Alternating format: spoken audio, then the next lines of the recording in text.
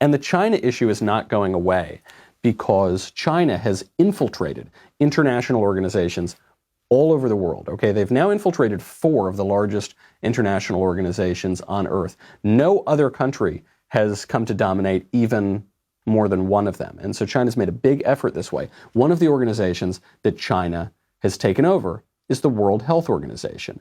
They've taken over the World Health Organization by installing one of their puppets to run the place.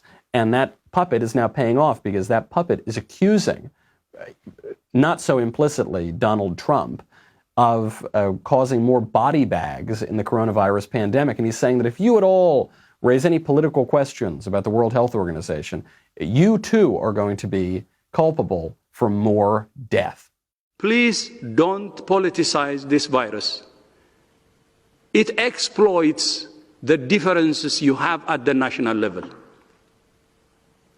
If you want to be exploited, and if you want to have many more body bags,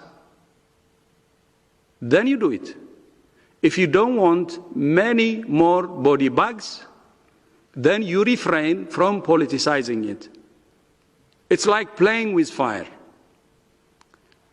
So more than ever before, national unity is important if we care about our people, if we care about our citizens.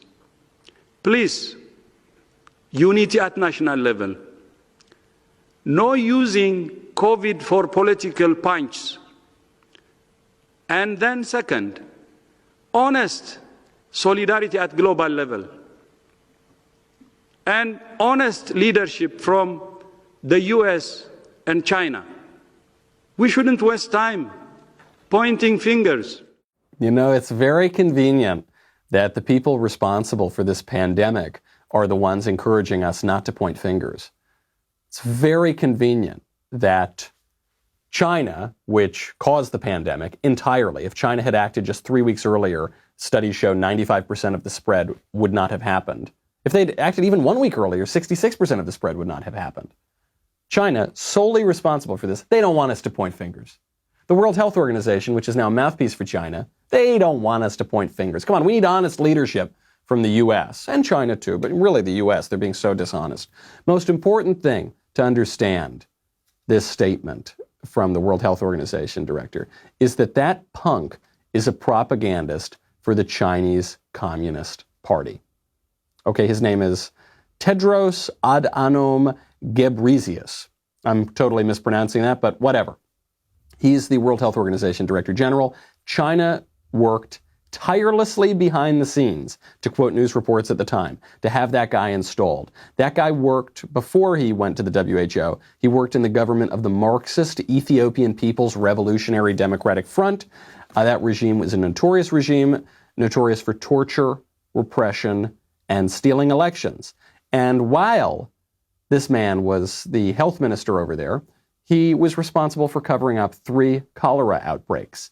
This is a bad hombre. He's not an honest actor. He's not acting in good faith. He's a mouthpiece for Chinese communists. You know, the line we've heard the whole time from the left with this pandemic is, if you question them, if you question the experts, if you question the politicians, you are responsible for more people dying. For their politics. You know, if you question Donald Trump, that makes you a patriot. But if you question their guys, then you are responsible for more people dying. Obviously, the WHO is using the same line. The Chinese communists generally are very good at exploiting American political divisions. They've been good at that for a long time. So President Trump now responds to the World Health Organization because the prompting event for why they're even going after the U.S. right now is the U.S. is threatening to cut funding. So does Donald Trump back down? I don't think so.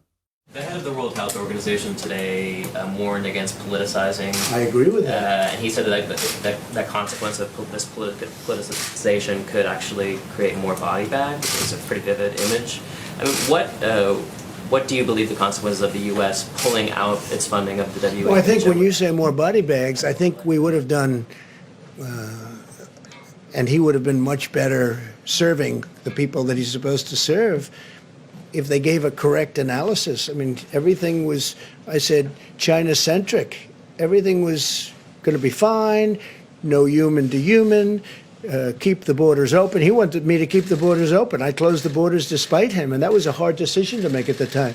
We were all together. We made a decision against the World Health Organization. So when he says politicizing, he's politicizing. That shouldn't be. But look, we spend $450 billion, $452 billion, almost $500 billion last year, hundreds of billions in previous years. And they got to do better than that. They got to do better. When you talk about politics, I can't believe he's talking about politics when look at the relationship they have to China. So China spends $42 million, we spend $450 million, and everything seems to be China's way. That's not right. It's not fair to us, and honestly, it's not fair to the world. Who's politicizing the virus? It's not us, okay? It's the World Health Organization, primarily, and all of their lackeys, and China.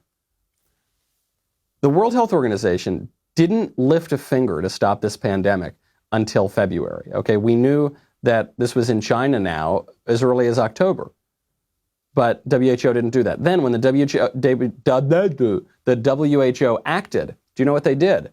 They finally sent a couple experts months and months later.